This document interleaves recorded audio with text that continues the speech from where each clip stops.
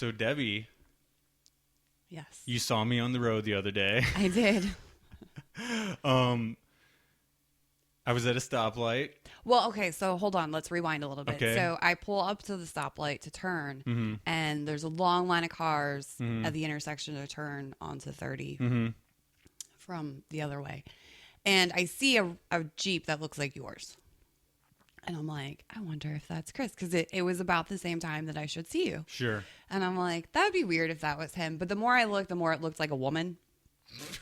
So I was like, it's probably not him. And at this point, I look to my right and I see another Jeep pull up at the stoplight, 2 spaces away from me. Mm-hmm. And it is you. Oh, there are a lot of Jeeps. And I was like, how weird. I was just thinking of you. There's a cat. And I honk. And as you go to look, because you're like, who's honking? A truck pulls up and completely blocks you from my view. So I pull up. So my perspective, Mm-hmm. I'm taking an old man home from work. I've never given anyone a ride home from work. And I mean, I guess I have like when I first started there like 10 years ago or something. Yeah. But out of nowhere on Monday, this guy asked me for a ride home. I'm like, okay, sure. He got in a car wreck and his car is fucked right now. So anyway, giving this guy a ride home, he's talking my ear off the entire ride. It was a half an hour of just nonstop forced conversation, right? And where I saw you was the very beginning of your journey. Right. I'm like 5 minutes in, maybe. Somebody honks, and I'm like, somebody's honking. And then all I see is a truck next to me. So must not have been for me. Nope, not and for then, you. Then I'm walking out of the grocery store, look at my phone, and you have a photo of me. And I just text back, where did you take that photo? So Like immediately into your journey, but you didn't see your text for a while. Yeah, Because right. good for you. You were not. I never look at my phone while I'm driving. I'm smarter than that. So, so that happened. Yep. Did you have a nice week since the last time we podcasted? Yes, I did. I'm trying to think what happened. What did we do? Should say we watched episode 3 together. We did. And then I had to rewatch episode 3 to take notes. Okay. Well, let's do the proper intro here. All right. Before we get into the actual episode. Gotta do my thing. Sometimes pod is better. It's the Watchers on the Couch.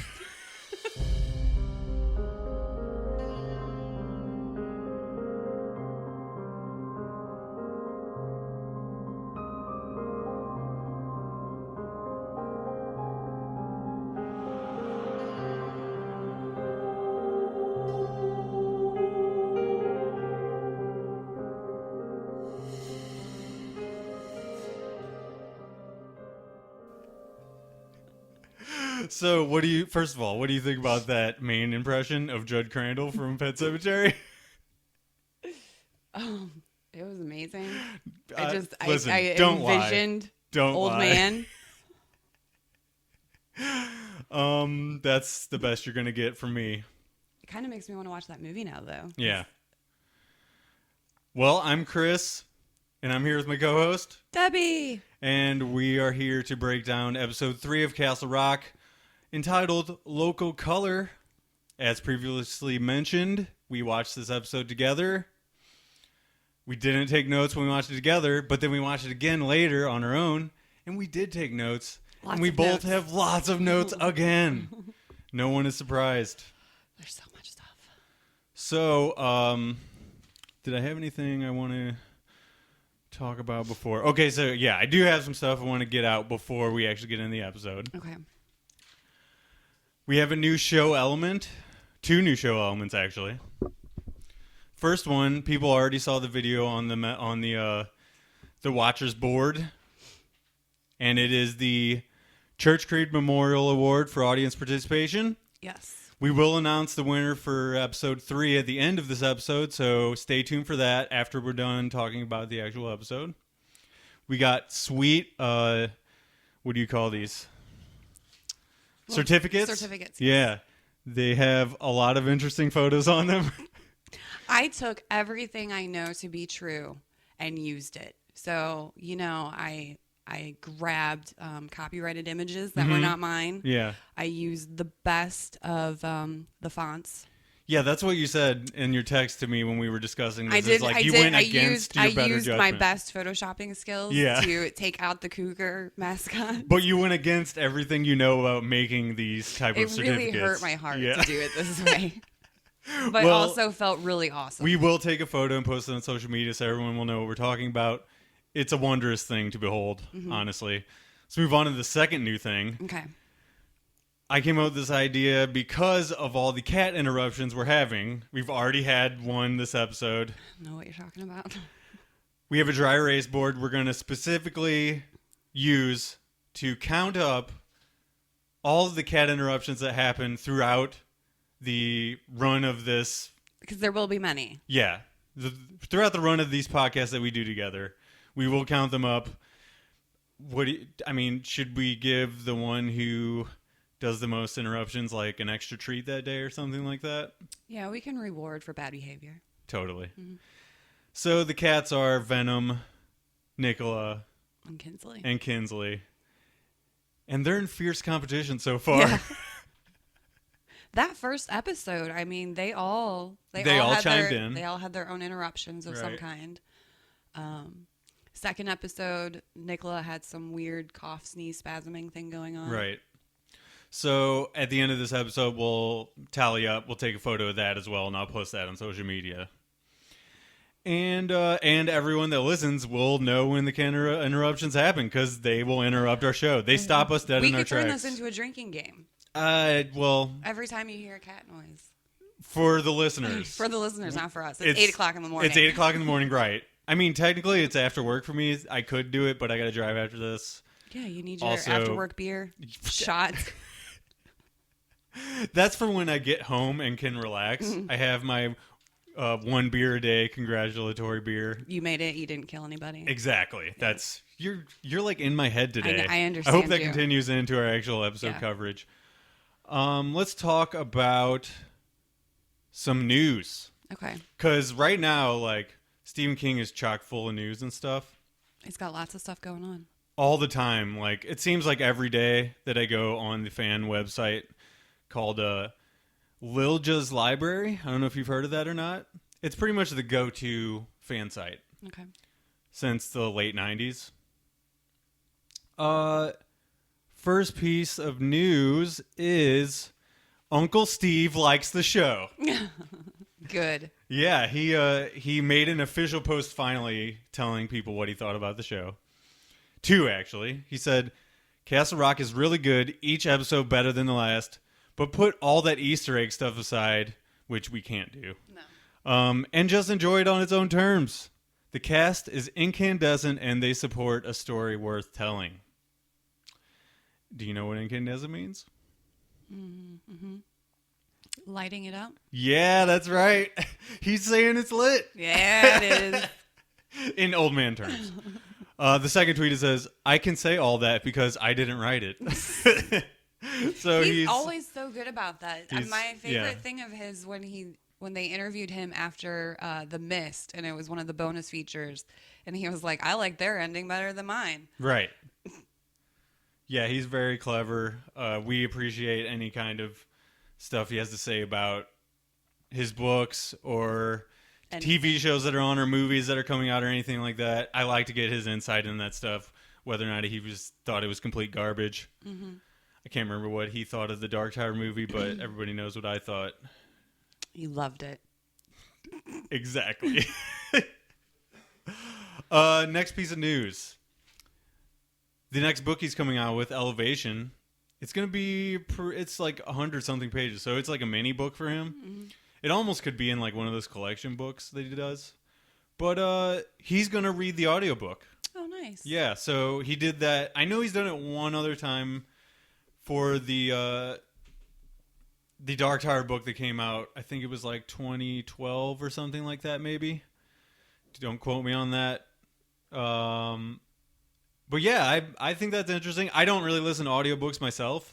I don't either. I can't listen to somebody talk to me. I like having the tactile. I like having the book in my hands. Well, I like to be my own voice. I don't like to have somebody else's voice. And like, I don't know. I feel like even when I listen to podcasts, like people are doing to us right now, my mind starts to wander sometimes. Like somebody will be talking about something and it remind me of something in my own life or whatever, and I'll go off into Chris land for a little bit, and then then come back in, and I have no idea what's going on. Yeah, you're like, so audiobooks is probably not up my alley because I go into flights of fancy, you know. Excuse me, and coffee burp. You don't want to be like rewinding constantly while you're driving and stuff. No, first of all, that's completely unsafe. Mm-hmm. And everyone out there, just for the record, please wear your seatbelts. Yes. Don't be a dummy. I know people that put on the seatbelt. Okay, you know how your car will beep at you now if you don't put your seatbelt on? Right. Some people find that so annoying that they put the seatbelt into the lock or whatever and then sit on top of it. Oh. I've seen the people like click it and then pull their arm out. So put just a lap put band. it behind them. Yeah, so it's just a lap band. I mean, I guess that's fine, but then your face is going to be smashed into the windshield. I mean, if they don't want, to have the top half of their body, that's fine. Yeah, I mean, obviously, like, whatever. Listen, all I'm saying is I'm going to wear my seatbelt every time. I saw a great meme where somebody had put crystals on their steering wheel. Yeah. Because they wanted to, like, cleanse themselves and their car. And it's just like, all right, but that's going to fly at your face, right? Yeah. You're just going to have... You're going to end up the dead person in a Stephen King story. Yeah. Because you're stupid. Okay, so let's go to the Bangor News. This is from the real Bangor. Oh, okay. And I believe it's pronounced Banger. Banger. This came up on my radar because it's about Marilyn Manson. Okay. Marilyn Manson has been bailing out on shows left and right lately. He said he had the flu, and then in this incident in Maine at a show, he was arrested backstage for a very small amount of time. Then the sheriff of Bangor, or maybe the arresting officer, I can't remember, released this statement, which is completely batshit crazy. Okay. It makes no sense whatsoever. It's kind of blurry on my phone, so bear with me. In the interest of serving us a whole lot of callbacks, Marilyn Manson was merely handcuffed and released immediately thereafter. Officer Curtis Gressier? Can't read that. Nailed it. Thank you. Typically listening to only Enya and a little bit of Oasis. Was posted backstage during the concert. He did not recognize Mr. Manson without his stage makeup. Our apologies. Later, when approaching Rob Zombie, the officer was overheard saying, "I have never seen him in The Walking Dead, so I don't know what the big deal is." The officer has been spoken to and relieved of backstage concert-related duties for the foreseeable future.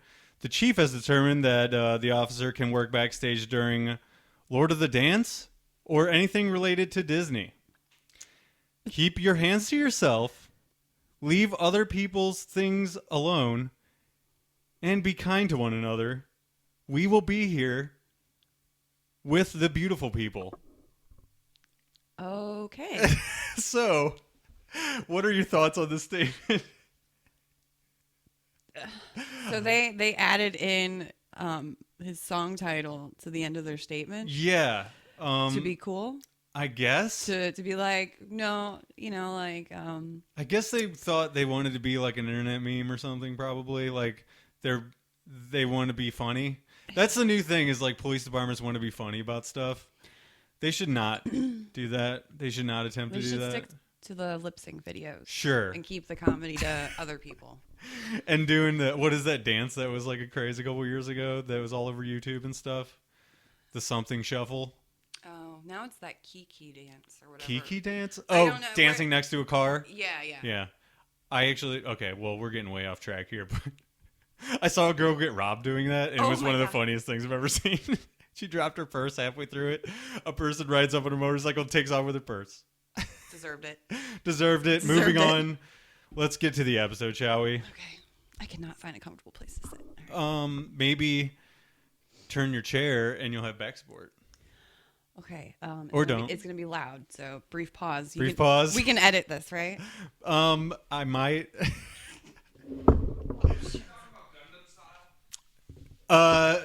Nick, I think so. I don't know what I'm talking about. Should we put Nick on the cat interruption board? It's the fucking peanut gallery, I tell Yeah. ya. Okay, so, I should mention, before we get to this episode, missed Easter egg from last week. Mellow Tiger is the name of the bar, and that was in Needful Things. We didn't know what the name of the bar was or anything like that last week. And also Corey on the message board chimed in that the druggy kid, whose name we didn't know, I think it was in the second episode we didn't know what his name was. I believe so, yeah. We knew him apparently from the show Ozark. Yes. He plays a kid named Wyatt. He's a jerk on that. Well, I've only seen I want to say the first 5 episodes of Ozark. Okay. Well, he's in one of those. He's in it. Yeah, I've seen him in it. He's fairly reoccurring. Mm-hmm. So, yeah, I think he plays one of the main character's sister or brother, I mean, sorry. You're like, what? That face you gave me was like, what? He's a part of like a family of like they're the hillbillies of the Ozarks. Yeah, they're like the meth head crew. Yeah. Yeah. And he's in that family. Okay, let's get to this episode. It's entitled Local Color. First scene is a flashback. And we're back in 1991 again. Yep. Molly's watching out her window as we hear it's either a radio newscast. It's the radio. Okay, and they're saying 6 days into Henry's search, no signs. She gets up out of bed in her PJs and no shoes. No shoes, right? Very unsanitary. She puts on the red hooded jacket that we've seen before. Well, but she walks next door outside in the snow, like jammies, no shoes, and then finds the hide key underneath the frog at their front door. Oh, that's right. And then just walks inside the house. Yeah. And, well, I'm sure she knows that the key's there because she's constantly watching, right? Well, that and she has, like, that weird sight. Oh, that's right. So. Okay, so. So, yeah, she walks inside and then she finds his red jacket and puts it on. Right. She puts his jacket on. I forgot. Which, side note, okay. Wasn't that the red jacket he was found in? You know, I can't. Because, let me go back to my notes here. Okay. I'm pretty sure he was wearing a red jacket when he was found. Well, it's in her box of stuff that is Henry related, so I think it is his for sure. But, and that's what I thought was weird because I was like, well, how is she putting it on at the house if he's missing, but he's also supposed to be wearing that when they find him? Maybe it's... yeah, I don't know. That is weird. Maybe we'll revisit that at another time. Anyway, in her PJ, she walks over, she puts on the jacket. The dad is home in recovery from his fall, right? Yep. The wife is in bed asleep. She walks over and turns off the dad's respirator. Yeah, she does. She just unhooks it. So, we're questioning, like, whether or not she's evil, or is there some other reason that she did this, right?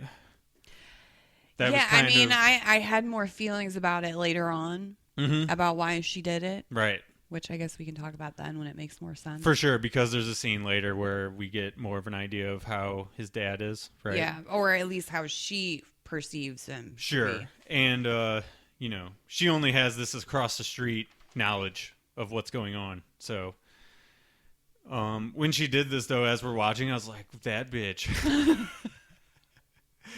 How crazy evil. And also she's been letting Henry take the fall for this while he's been back in town, So I almost wonder if it's one of those things that she doesn't remember, Yeah. And because he's here, like they're, the memories are coming back now. Yeah, and most likely it's because of Henry for some reason that she did this, right? Yeah. I mean, or whatever kind of like dark forces in this town. I feel like when we see later...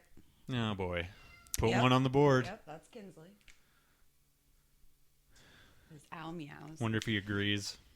He's got lots of opinions. Kinsley, go away. Okay, so No, but I was any gonna more? say, Yeah, it almost seems like she's doing it for him, for Henry. right.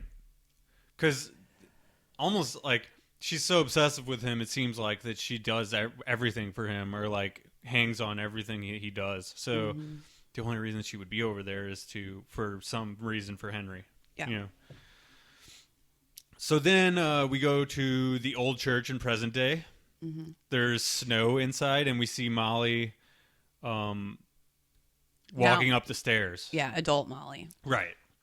And she sees Henry's dead father at the pulpit of the church, right? And he has his head wrapped in bandages. Mm-hmm. And he says, among other things, he says, like, who are you to overrule the will of my Lord? Talking to her. Very angry, preaching, like, end time stuff from the Bible. So I paused it and I Googled it, and it's 1 Corinthians 15:52. Mm-hmm. And it talks about, like, breaking it down. It's of what he says. It's a call to rapture, a very quick call to rapture. Okay. Is what it looks like they're talking about, what he's talking about in that. And it goes on to say, like, both the dead and the living Christians will rise together into the heavens. So it almost seems like he's talking about some kind of end of times to her. Right. And very, like I said, very angry stuff. Yeah. He's clearly mad at her. Well, yeah, she killed his ass. Yeah. But then... And then the entire church fills up with bandaged people, too. Sure, yeah. Pews. And then it gets even more scary. Yeah. And then she wakes up at home out of a dream. Do we count that one? I mean, now he's sitting at the table. we can't count every single.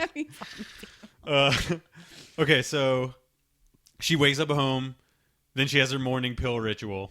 Yes. Right? And we'll see more of that. Then we move pill ritual. Right. Then we move to Henry at the bar. Mm-hmm. He sees Molly's ad for as a realtor in the paper. Yeah, it's a very quick scene. Right. And local colors on the TV. And then I can't acknowledge him every time. I'm sorry. I just did, though. Then we go to Molly and Jackie making a model for the TV show he's going to be on. Yeah, it's a very nice model. Right. Jackie offers assistance.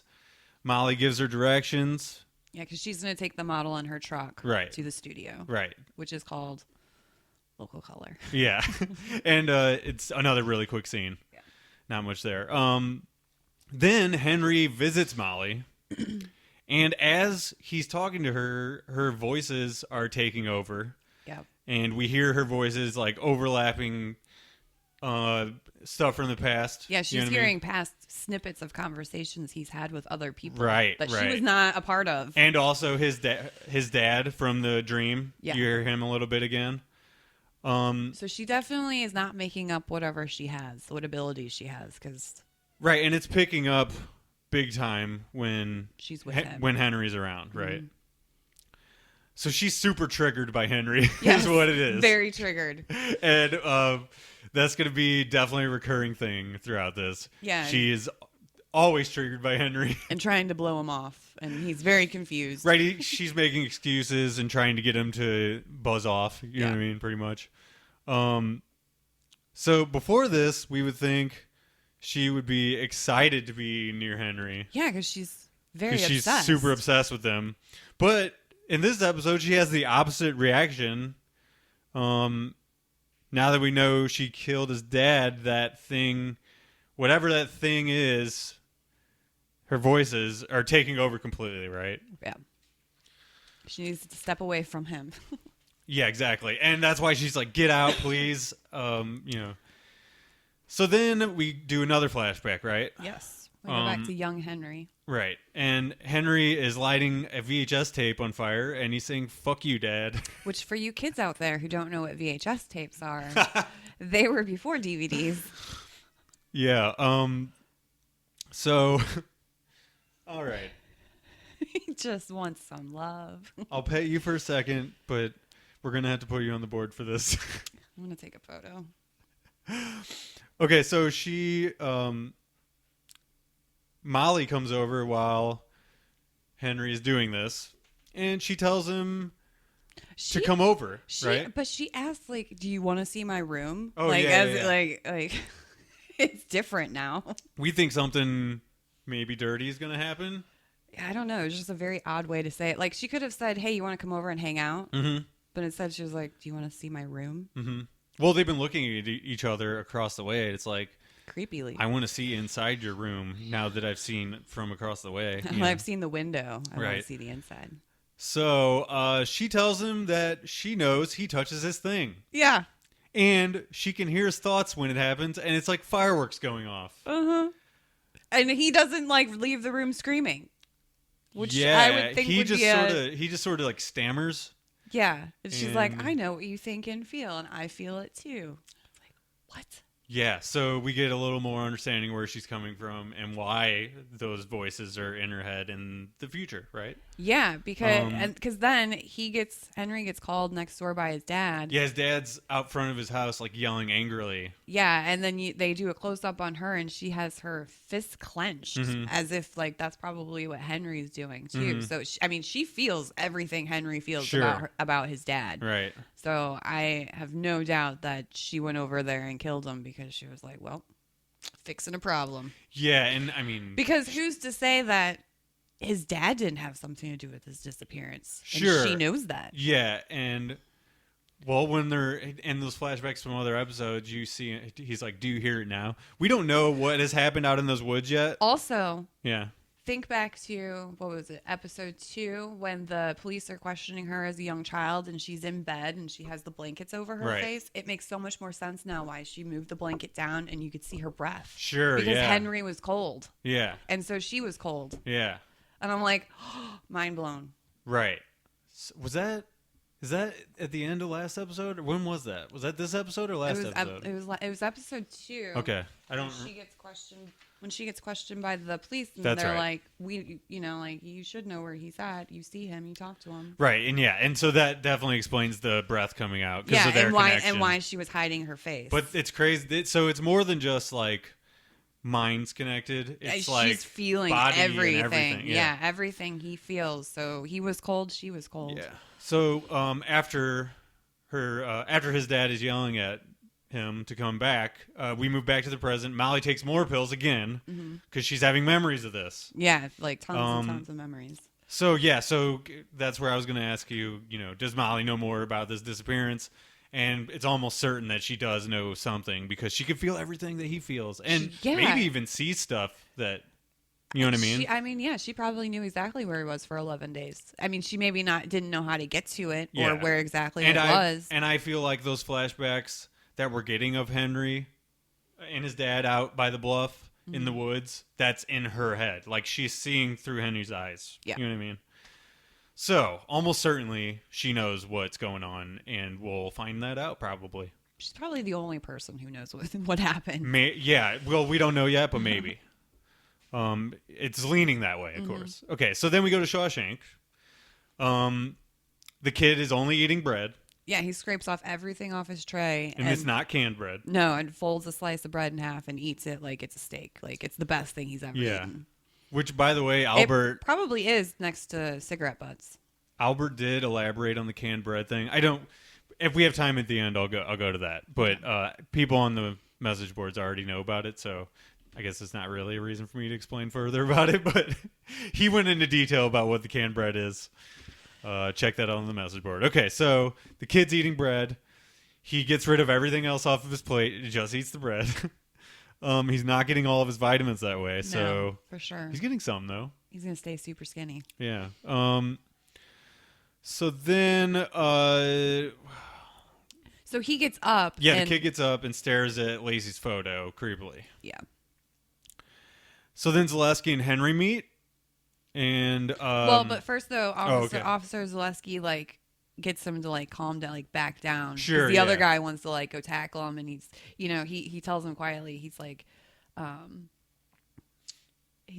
the hearing's gonna get you out. Henry's gonna help you. He's talking to him and you saying just gotta play ball. Yeah, it's gonna happen for you. You just gotta wait.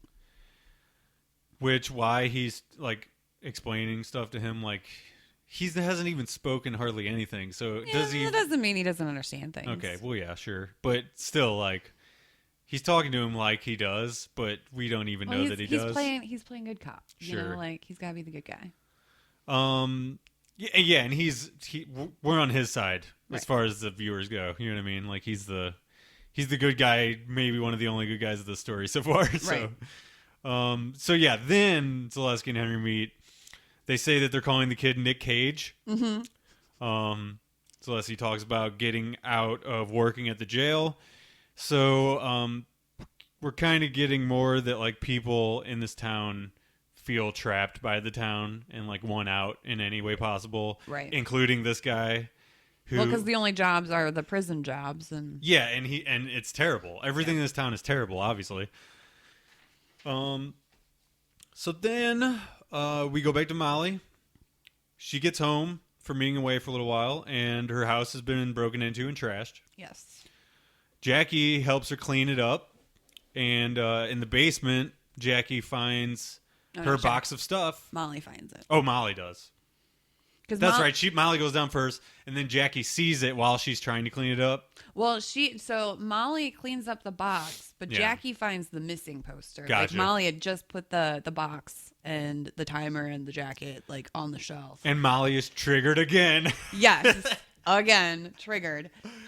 And Jackie comes down the stairs and is like, "Oh my God, that's right. You live next door to him. You know, Yeah. did you see what happened?" Yeah. And she's like, "I gotta go upstairs." Like freaks out. She plays that really well too. Like I feel like that's really good casting because she's able to play the really frazzled girl. Yeah, really well. she can go from one to the other really quick. When I was watching it with you guys, I was like legit uncomfortable watching it. Like her reactions were like kind of weird, Yeah. weirding me out. You know, She makes you feel uncomfortable. that's one of the first times where I got to like. That was the first time I watched an episode before I took notes. So I think I'm gonna keep doing that. Why? I'm gonna watch the episode, then the second watch I'm gonna take notes. I think that's the Mike Daffron method. Oh God, he's really racking up the interruptions. He really is. So she's triggered again. Then she's prepping for TV, and there's like more voices going on, right? Yeah, she's trying to like rehearse what she's gonna say, and she's ain't changing her working. clothes. No, it's not. Then she sees, oh my God, no pills left. Yeah, she's out. Her little drug envelope is out of pills. As a person who used to smoke a ton of weed, worst feeling ever when like you got drunk the night before and smoked it all, and then the next morning you go to get out like a bowl, There's none left. none left. You're like, now I gotta go deal with more illegal activity. Anyway, so she goes to the drug addicts She tracks them down she through drags them school. out, and they're making s'mores. But she calls their school. Oh, that's right. Yeah, that's what she tells them. And he calls her Miss Layaway this time. Yeah, which I is thought great. I thought was funny. And they're fucking hipsters. Yeah. And he says he's out of drugs and she needs to Yeah. go to the motor court. Right. So, while we're watching, I'm like, terrible idea. Yeah, don't do that. Don't do that. So off to the motor court I go. Question for you though, on the s'mores. What Yeah. snack would you make if you were If I was a druggy if you were a kid. druggie just sitting around middle of the day?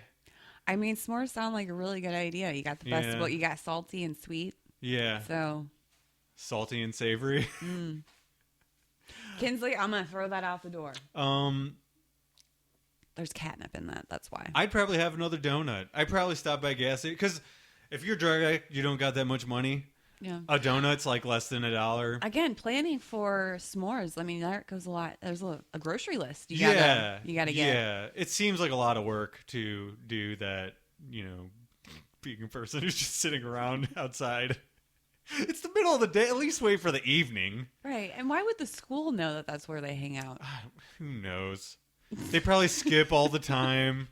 And townspeople just know where everybody is. Castle Rock is weird. They just like know where other people are at all time. Besides They Henry, have the apparently. Marauders map, so Yeah. they just know Oh, all the yeah, footsteps. exactly.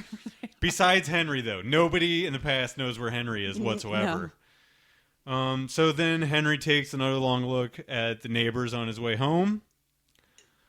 like we saw in one of the earlier episodes. I think episode 1, maybe episode 2 as well. He's got his eye on that house. Whatever's going on over there.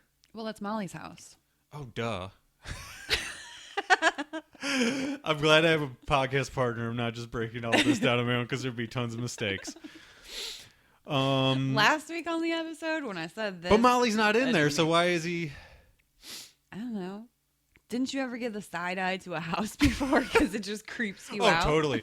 Dude. Okay, so... And I know he just called you dude. Sorry. It's cool. I got excited. Bromance. It's cool. 3 doors up from my house. 3 doors down. Yeah. Not the band. So... Wait, house now? House when you were younger? A house when I was younger. The street I grew up on. Okay. A guy was never convicted of this, but he lit a fire at the bottom of the stairs while his wife and daughter were upstairs. Okay? Great. Insurance scam. He gets a boatload of money, never gets convicted. Did he act like the hero and save them? No, they died. Oh, shit. They died in the house. Oh, yeah. So he collected the money from them dying. Oh, okay. Not just house fire Not just insurance, house fire. life insurance. Yeah. Wow. Okay. That was an interesting day on my street. Mm-hmm. Mm-hmm. Wow. So moving on. So there is murder in other places than Castle Rock is what I'm trying to say. Well, our apartment in Fenton, there was that murder that they tried to cover up with the fire. Really? You don't remember that? I don't remember that at all. Yeah, the news crew. We tried to get on the news. We kept like walking by this guy. Classy. Yeah, this guy murdered an ex-girlfriend that he was like obsessed with, like stabbed her to death, and then lit her apartment on fire to cover it up. Hasn't he ever seen CSI or anything? That's not going to work. I know. They can see through that on investigate. Never mind. Let's move on. Back to 91. Henry burns his hand. Molly feels it. She sees Henry leave with his dad. Can you imagine? So, like, she doesn't have control over this because she's sleeping and she'll dream about him. So, obviously, she can't really control when she feels what he feels. Mm-hmm. So, can you imagine? She's just like hanging out at home, doing her homework, and all of a sudden, he gets a little handsy with himself next door. And that's what she was saying And she's earlier. just like, bam, orgasm. She's triggered even back then, but in a different way. How crazy would that be? Yeah. I mean, you got to get some self-control. That's the two sides of being triggered. So Molly's after triggering. all these years, the only thing that she's found out that works is half of Vicodin. Yeah. And it obviously doesn't work when he's around, so it's really not a cure at all. No, and also she takes half about 15 times a day. So that's drug addict logic. Is basically what that is. It's math. But math. But I only take... That's what she's talking to her sister like. She's like... In episode 2, she's like, but I only take half every once in a while. And But what I'm saying is that's the best she's got. Yeah. And it doesn't work at all. So, like I said, she sees Henry leave with his dad. This is back in 91. At 12 or 1 o'clock in the morning. Like, where would they be going at that time? And then we get the flashback again. And do you hear it? Do you hear it now? And we see Molly's cold breath again. So then next scene, we move to the present at the trailer court. The motor court. Motor court. Shit's about to get real weird, by the way. Molly asks a little girl who's outside in the middle of the night, pretty much. Playing in the dirt, where Derek is. The kid knows where Derek is. Just points. Yeah, so we go to a room it's basically like sheets are strung up. Yeah, it's there's sheet kind of walls. like they're having playtime, but we see it's very sinister version of playtime. Yeah, it's a courtroom. They're all in these crazy ass masks. This is kind of stuff we saw from the trailer. Yeah, these weird animal masks. Yeah, and it's basically set up like a kid's courtroom. We get sort of like a Lord of the Flies sort of thing going on. Mm-hmm. There's been a murder. Yeah, and it's a murder case of some woman that they're talking about, right? And the parents are apparently, and Molly's asking them like, where are your parents? You know? Yeah, which is a valid question. And they say that they're all at work at prison, or the moms are all out drinking. Mm-hmm. Oh, I didn't think they said at work. I thought they meant in prison. Like No, they said that they're all working at the Okay. prison. The dads are all working at the prison. I'm Or- sure or some in of them are prison. also in the prison though, because everyone's either one of the two. Right. So watching this, it was very uncomfortable, and I was kind of between like scary and silly. Yeah, I didn't know where this was going. Exactly, and when they all point at her and say that she's the only one that's murdered in the room, I legit thought for a second like. Lynch mob. Yeah, and that's what, and it's supposed to be like a Children of the Corn sort of thing. Yeah. It's sort of an Easter egg, but not really. It's just like the same kind of themes going on. You know what I mean? Yeah. And you're supposed to get that feeling like, holy shit, these kids are all going to murder her now. Oh yeah, that's what I Because they felt say go to the murder room or the death room or whatever. Yeah, they say they call her guilty. Yeah, and so then I guess it's the judge of the courtroom is Derek, right? Mm-hmm. And he is walking her somewhere outside to the death house. Right. He says we got to play along. Still. We got to play along, so they all think that we're actually doing what they said we were going to do, right? Mm-hmm.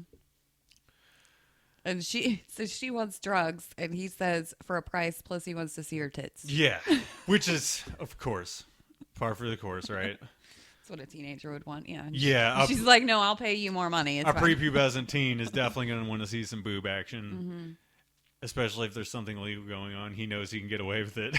It's probably worked or before. at least try to get away with it. Yeah, it's probably worked before. So then the police roll up outside, and you see the dismay in her face. Yeah. Whoops. I'm been triggered one too many times. She's like, well, fuck. So then we move to the police station. Henry is asking questions to whoever's at the front desk about the warden's car and body. Mm-hmm. And the policeman is like trying to squash the story, just like the warden is. You know, they're trying because they didn't do any DNA. Yeah. They didn't do any processing. Right. What he said was suicides solve themselves. Right. And also that, you know, a lot of people work at, you know, the what does he say? Something like somebody works for the town office or something like that, and they're not going to be happy about you looking into this. You know what I mean? Yeah. Or maybe it's he was saying prison he said half the town works at the prison, and That's they're not right. going to be happy if he tried to shut Right. it down, because he was threatening to shut it down. Right. So then another policeman comes out and says that Molly is causing trouble in back. Being a prima donna. Right. And which is no surprise to anyone. Yeah. And Henry bails her out.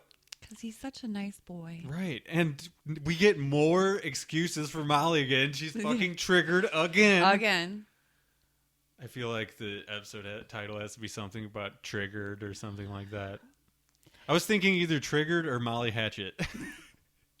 Which is a terrible KC band. I just like how he's still trying to flirt with her. Yeah. And she's just like... and he's like, did I say something? Yeah. And like, he's what like... the hell's going on He's like, here? you really don't owe me money. You just owe me breakfast. And at that point, she's like, all right, we can't do this anymore. Yeah, like, and also, apparently, like, she didn't have as much of an impact on him when they were growing up, even though, like, listen, when I was a kid, if a girl told me that she could feel it when I was jerking it, I'd remember that. Yeah, you know what I'm saying? He apparently doesn't really like have her life or she did not have much of an impact on his life as he did on hers, obviously. You know what I mean? Well, but maybe that goes back to him not remembering. Sure. Because he didn't remember his birthday at that point in time, and yeah, I guess I didn't really think about that. There's some blackout stuff going on with his past. I feel like he's going to start remembering though. Yeah, and so she says it's a medical condition. Yeah, I get from this scene. I get like that she basically has the shine. Yeah, we kind of discussed that after we watched it too. It's like it's pretty evident now that that's what she has. You know, if she can feel what he's feeling and see what he's seeing. Yeah, then I think that he also has it in some way, but maybe less so than she does because it's not as strong, or at least it's like not as prevalent yet. Right. Same kind of thing with Danny in The Shining is like it was there, but it was sort of like underneath and hollering. He needed the old man to. Yeah, you needed to guide hollering him. to like help him through and get control of it a little bit. Right. So she mentions that to Henry that she had this whole thing, and she can't be. She had this TV show to go to, and she can't be involved with him because every time she talks to him, shit goes haywire. Yeah, he's like a song that she can't get out of her head. Right. So then he says, well, okay, well, I'll take you to the TV station or whatever. So then they go. While she's in makeup, Henry at the TV station, Henry's on the phone and he's talking to his associates about the kid, right? Mm-hmm. And the whole case and what's happening around the town and stuff like that. And she's overhearing all this. But then her voices are also... And also the voices, right. Yeah. And I really loved how that lady was fixing her hair, and I used air quotes there because all she was doing was like holding her hair out and like playing with it. Yeah, and really then like putting much. That section off to the side and then grabbing a new one and playing with that. And I'm like, that's not how you would do somebody's hair who just spent a night in jail. Like, I feel like more preparation. She's also like a town... works at a town TV I just station. We're going to give you this hairstylist. She's literally just going to play with your hair for about 15 minutes. Just, finger it. Fiddle it. Yeah. And then you're going to be Fiddle good. with it.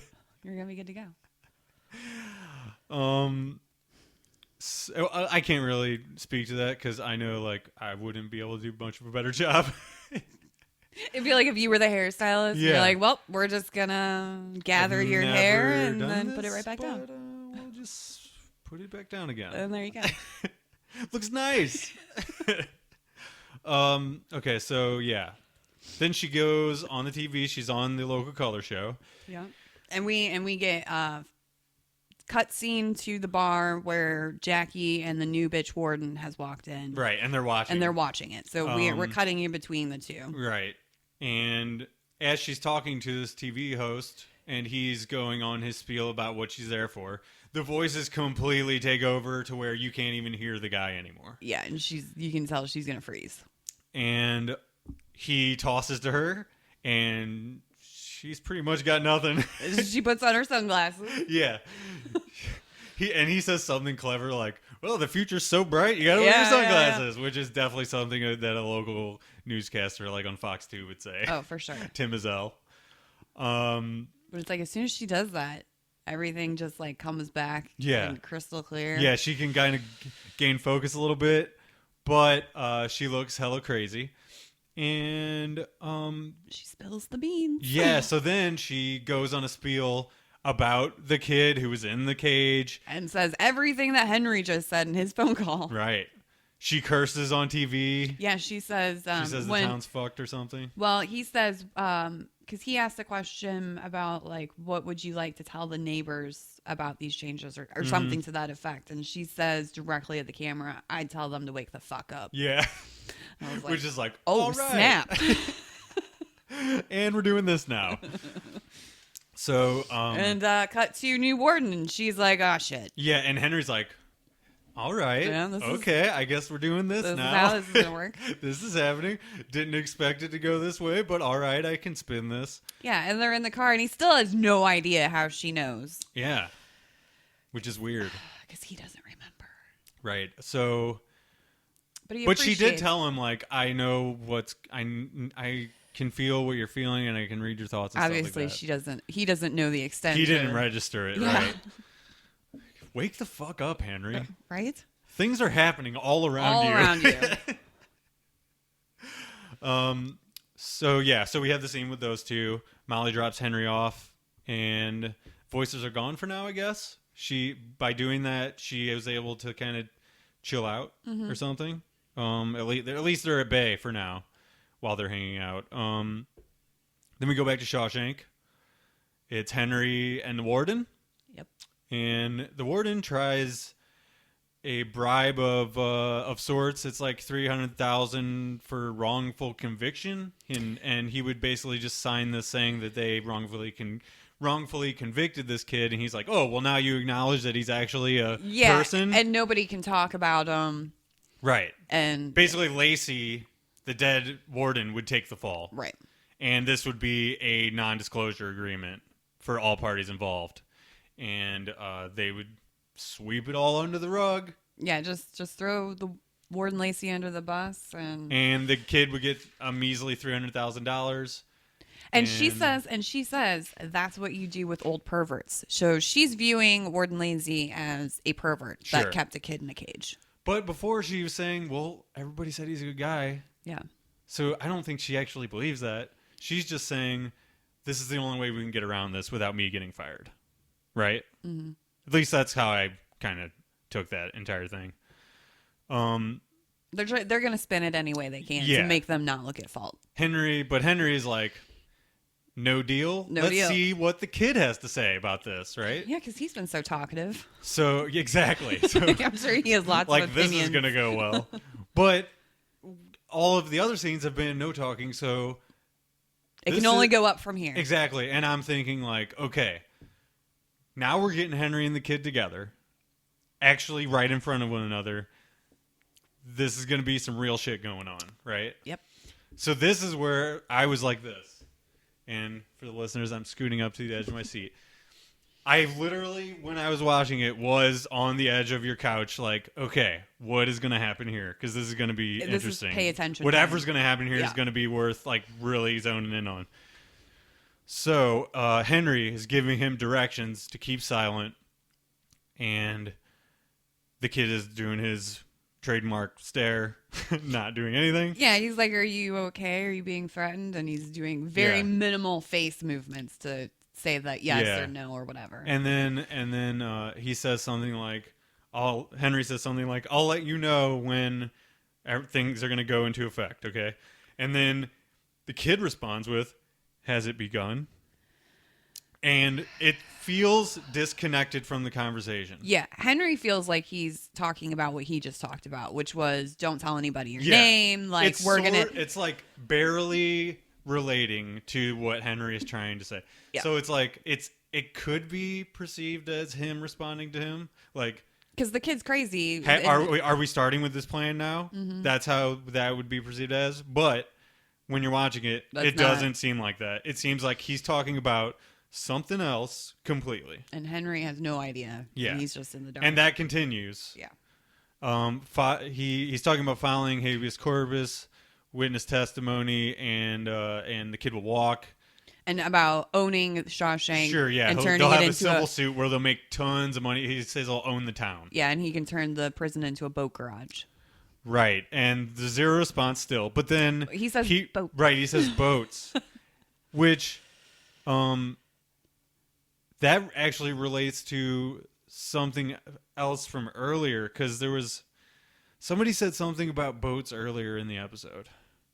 I can't remember exactly. Oh yeah, it was at the TV station. Okay. Damn it, I can't remember exactly where it was in there. But Henry was talking about it with someone, or during the newscast it was being talked about, or something like that. But I remember, I just wanted to make a note of that like it was from early in the episode that boats were mentioned.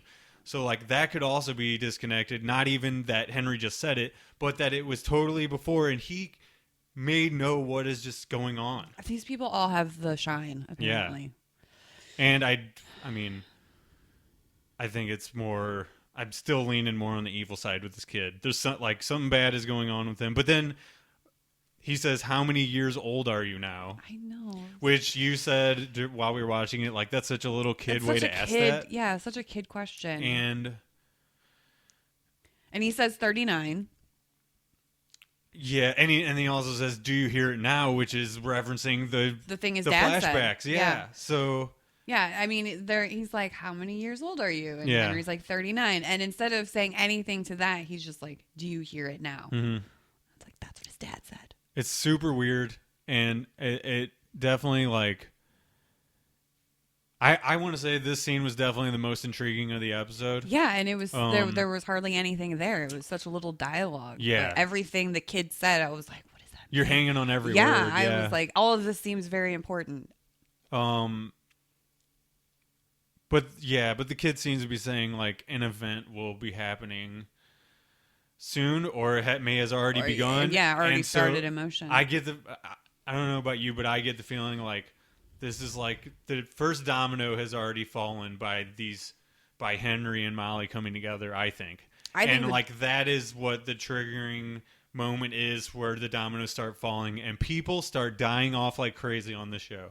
Well, I think the first domino is when Warden Lacey kills himself. Well, I feel like he triggered the kid being let loose, Henry coming back into town, which means that Henry and Molly meet up again, and now Henry and the kid are meeting up. It's definitely all connected. You know what I mean? What did Warden Lacey do? Exactly. And I really just feel like that's what he's actually asking Henry. Has it already begun? Mm-hmm. But he would know that the warden already killed himself, right? I mean, maybe you would think. At least heard it, or if he's connected in a supernatural way to everything, then he just knows things are happening. You know what I mean? And of course, that's all like theorizing, so we don't know. No, because they haven't explicitly said it. I was gonna say, we haven't seen anything else, so that's all we know. Okay, so we got to finish the episode breakdown here. So then we go to Molly. She arrives at her house again and is trashed again. Again, who would break in again? So and she was being way more chill than I would to have my house broken into twice in one day. Yeah, but it's like just has gotten dark. It feels like, or maybe it is like totally dark at this moment. So. Whereas before when she gets home, it's totally light outside, so it seems like less scary. But at the end of the episode, it's the bookend of the episode. She gets there, everything's trashed, it's dark. You're thinking something is about to happen. You know what I mean? Something bad is about to happen. So we're thinking possibly intruders, right? The kids have come back to finish her off. Right, something. And she says hello. Like she's saying hello into her house. Well, and I'm thinking... First rule of horror movies, you never say hello. But nor they do always you walk do. Upstairs. But they always do, though. I know. But at least she got the biggest kitchen knife she could find. Totally, yeah. And that's actually sort of an Easter egg, too. That's exactly what... in The Shining. In The Shining, the wife does. She grabs the biggest knife from the kitchen, and then... goes on a hunt. She goes... she hears footsteps upstairs, right? Yeah. She goes upstairs... Then she sees something, or she hears something behind her, turns around, and she sees the dad again with his head all wrapped up. But this time his entire face is wrapped up. And she runs into her bathroom, but can't get it closed, just like The Shining again. Yes. Which is awesome. And I didn't put that together until afterwards. But also, this relates to something that happened leading up to us watching this. Which is that there was this emoji showing up all over the place on social media when you would tag Castle Rock. Mm-hmm. And it was the Reverend's head, but I had not seen this episode yet. So I was like, what the hell is that? What is that wrapped head thing? Is that you couldn't even tell really what it was. I guess it looked like a head, but whatever. I thought it was maybe one of those masks from the trailer or something. Yeah. The one other thing I want to mention here is when she was checking the rooms, and she went into her bedroom and she went to look under her bed and she had the knife. For whatever reason, when I watched it the second time, it reminded me really heavily of the movie Cat's Eye, which was a Stephen King movie that was he wrote the movie for it. Right. And it's about this cat and like these little short stories, and you see the cat going like between these places. Mm-hmm. But the one that is memorable is it has a young Drew Barrymore in it. And there's a little tiny troll in her room, and he has this little knife.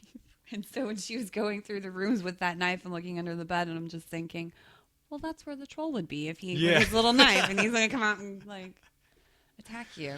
So I don't know if they meant to make me think of that, but that's what I'm. Yeah, they're kind of just like peppering in stuff, ideas of stuff at this point. I think that's definitely going to continue throughout. You've never seen that one, right? I haven't. It's not that good. I'm working my way through, which, by the way, I did bring this. I just started this. It's The Dark Half, which directly relates to this. I'm only 60-ish pages into it, so Pangborn has finally first shown up. I don't know if you know the concept of The Dark Half, but no. Basically what the story is an author is when he's a boy, he's getting these severe headaches. And this is all redundant for people who've read this book anyway. But in the very beginning of the book, this kid's getting headaches. He writes a short story and his mom's super proud. But then they have to take him to the doctor because he is not getting rid of these insane headaches and stuff. So they have to do brain surgery because they think it's a cancerous tumor in his brain. They open it up and there's like a moving eye and fingernails and something like a toe or something in there. So it's like his unborn twin still living inside of his brain. The fuck? I know. That hooked me so quickly. So that's how that book starts. I'm totally Stephen in on King's that. got some fucked up dreams. I mean, can you imagine? But I think the dark half is really like a response to him and Richard Bachman, and like he used that as sort of the jumping off point, but it's a fucked up jumping off point version of it, you know?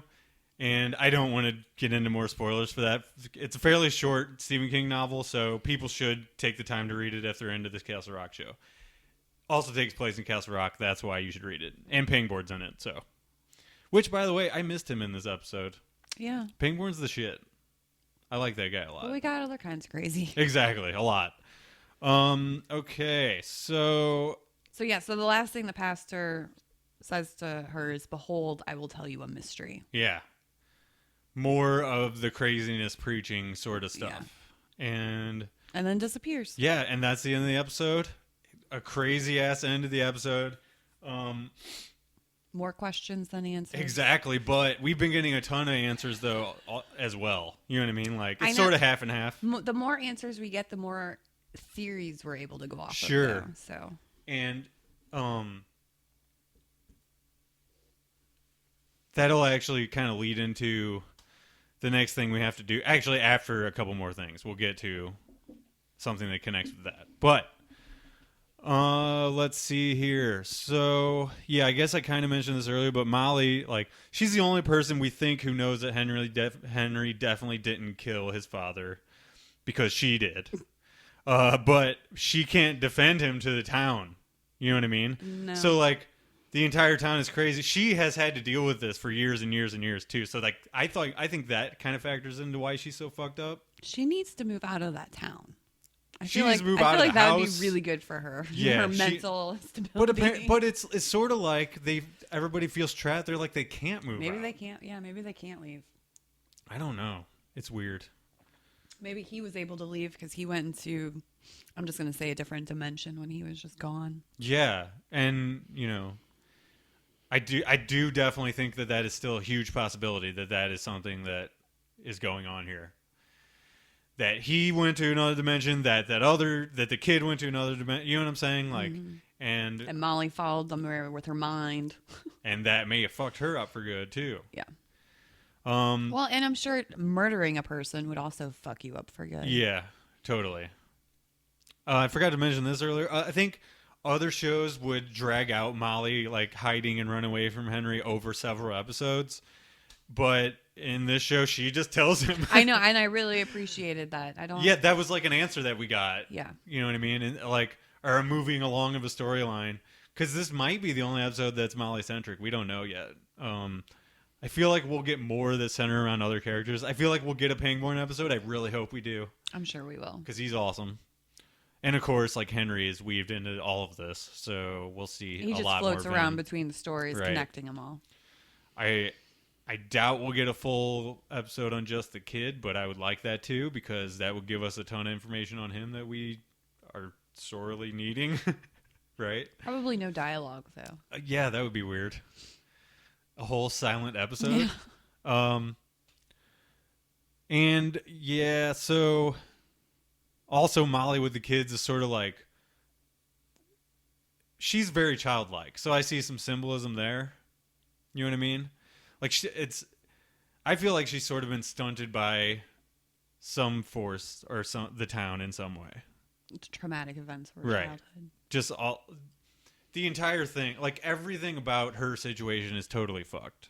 Yeah, I mean, well, she definitely has not moved on, as we saw. Like, she gives herself a lot of time to spend with that box. And who knows if she's even been able to properly grieve or, understand what she did as far as killing the dad. I mean, like not. She seemed very stoic when she did it. So I imagine she probably did it and didn't think about it again. Yeah, or something that we're not getting forced her to do it. There might be a reveal of that later. You know what I mean? Like, it may not be that she was defending Henry. It may be that the town, the evil force of the town forced her to do it. Something weird like that. You know what I mean? I don't know. That's just a theory, but any more thoughts on that? I was gonna say, I feel that I don't feel like she's evil. I think she did what she felt she had to do, and then repressed that somehow. It's probably more likely. And because Henry wasn't there, she was able to repress it. And now that he's here, it's opening up this Pandora's box of everything. So I feel like she's learning all of this stuff about herself for the first time. Yeah. And it's a confluence of events that are causing all of this bad shit to happen. It's not necessarily that she is. And then what if she is, like when they talked about the very end of the warden's note saying that, they had a protector or whatever? Like, what if that's her? It's certainly possible. I don't know. There's a lot going on. Because, she has the shine. Right. I think I went over all of my theories and stuff. Did you have anything else you want to mention theory-wise? No. Before we get to the Church Creed winner of this week, Nick, did you want to do your 1 minute or less this week or no? No, I'm good. All right. That Fair was your enough. 1 minute with Nick? Yeah, that's your... Well, that was way less than 1 minute. It's okay. Let's get to the award winner for this week. We talked about this at the beginning of the episode. We talked about this on the message board. This is the Church Creed Memorial Award for audience participation. And the winner for this week is Mr. Dan Oakes. Congratulations. So Dan was on our A Couch for Watchers closed Facebook group. If you want to be a part of that Facebook group and you're a listener and you want to talk to us about it, well, okay, so there's two ways you can go about this. You just comment on the Instagram. You can message me directly or Debbie directly, or you can join our Facebook group. All you have to do is ask me for an invite and you're there. So let's go to Dan's comments very shortly. Sorry, there's 13 comments in here. I have to scroll down to his. Dan, you will be very happy with your brand new certificate. Right. Oh, yeah. So authentic. This certificate is something to behold. It features pictures of, Church Creed. The now deceased mascot from the 60s. Some stuff. We're also going to give you your very special cat sparkly sticker. I forgot to mention that on the video, damn it. Oh, yeah. So we're going to put super awesome cat sparkly stickers on them. There's a sticker placeholder. Each one unique to its individual award certificate. But let's go to Dan's comments on the first two episodes combined. He says, the acting is great. I love the cast. What really stands out to me right now is how the story is unfolding. In other words, the writing. They give you a first impression of each character and their backstory, then slowly reveal details that morph your opinion on them until you have no assurances on anyone's alignment. I really, really, really agree with that. Yeah, I think he's super spot on with that description. When I read that comment, I was like, that's exactly how I feel. Yeah. And I'm not sure what to think. And every time I do, it immediately changes. Yeah. And I feel like he probably listened to our episode and was in agreement with sort of our headset on that too. Yeah, he nailed what I was feeling. And then, so I asked him, which character did I think he has has changed the most from his first impression of them, and he said right now Molly. I would say that's a fair assessment. Sure, and we have the most information about her now. Right. You know what I mean? Because she got her own episode. Yes. So, Dan, congratulations on your award, your memorial award for the dearly departed Church Creed. Well, departed a few times. Yeah. He is a cat, so he technically has 9 lives on top of the Indian Pet burial. Cemetery evil. So we're going to do a bunch of these. We may do one every episode. We may not. It just depends on the amount of participation. So we encourage that. Participate, please. We're not begging, though. No, but we will hunt you down. Right. I didn't say that. I won't beg. I'll leave you to the hunting. And I will, over the next few weeks, we will start revealing like what you will be eligible, because there will be a prize for the random winner at the final episode. So episode 10, I think there's going to be 10 episodes of this podcast. Yeah. Until whoever decides to cover another show. Whatever the final episode is, that's where we're going to reveal who the ultimate winner is, and they're going to get a couple of different prizes. And I can't tell you what they are now, but they're in the pipeline. And one is so awesome. One is so freaking awesome. I showed a coworker, and she goes, I want to win that. And I'm like, well, exactly. You know how. You gotta. So you're going to win that, which we can't tell you about. We're going to win another thing we haven't quite decided yet.